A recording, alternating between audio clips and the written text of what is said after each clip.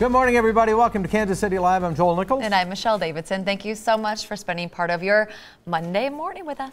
Well, Americans have gone from working for the weekend to working on the weekend. That's according to an online survey by Enterprise Rent-A-Car. The survey of 1,000 Americans found that about 70% worked at least one weekend a month, and 63% say their employer expected them to put in some time on the average Saturday or Sunday.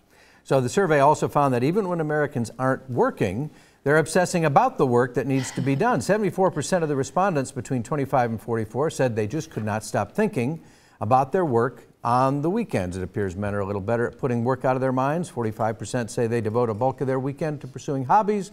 Women, on the other hand, are about 20% that pursue the hobbies on the weekends rather than obsess about work. I think it might be because of technology, because we're more likely to check our email, Sure. our work email, and say, oh gosh, there's something that I need to get done. Right. Whereas back in the day, we didn't have that sort of connection, that constant connection to work. That's one of the advantages of television. Once you're done, it's kind of in the ether until you come back the next day and start all over again. So, but it does remind me of the movie Office Space, where you needed to come in on the weekend and you wanted to go fishing, and I love that movie. It'd come in on the weekend. But now people work on the weekend. And it's good. I think everyone needs a little break. It's healthy. They say that you're a more productive employee if you do work only that healthy amount of time, as opposed to working the weekends. So I say don't work. All right. Well, an Ohio family's surprise dinner guest is going viral this morning. And that's because their guest was none other than Facebook CEO Mark Zuckerberg. His staff people, he just said, I work for a very wealthy philanthropist from California, and 90% of Americans use his product. 90%? I imagine more than that, huh? Well, the family didn't know who their mystery guest was going to be until about 15 minutes before he arrived. The family says they toasted to his initiatives, and they talked about everything from politics and education to his latest philanthropic endeavors. So now this visit is part of a personal challenge that Zuckerberg gave himself to travel and meet people in every U.S. state by the end of the year. Now, yesterday, Zuckerberg also posted photos on his Facebook page of another visit. This time he went to Blanchardville, Wisconsin, and visited with a family of dairy farmers. He wrote about the family's incredible discipline and work ethic, and included a note to his wife saying the family was sending him home with a lot of cheese. Sure they were. There you go.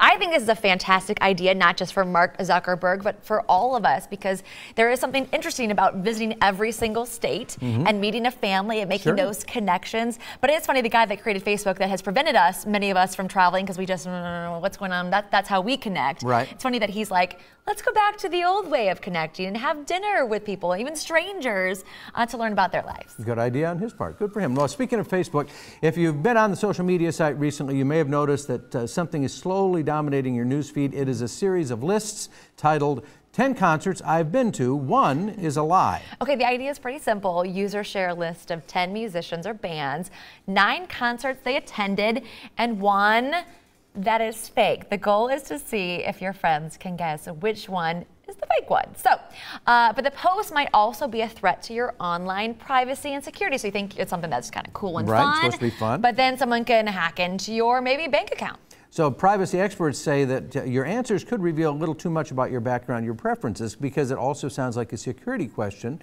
that you may have been asked on a banking or similar website. You know, tell us what your first concert was or something like that. So experts advise it's best to make up an answer to your security answer in question rather than use a truthful one that could then be easily figured out. If you make one up, it's really only what you made up in your head. It's not the real thing. And then if you do a list like this, nobody's going to say, oh, I bet it's, you know, asleep at the wheel. But then you have to remember that fake one. You do have to remember. And then you forget that. And you're like, oh gosh, I don't know. There are a lot of passwords nowadays that we all have to remember. Yeah, we all have to remember them. And this particular survey on Facebook isn't the first one to do that. There are a lot of those where fill out, especially don't like your first pet or street you lived on, because a lot of those are those security questions. So the bankers out there are saying, don't do it.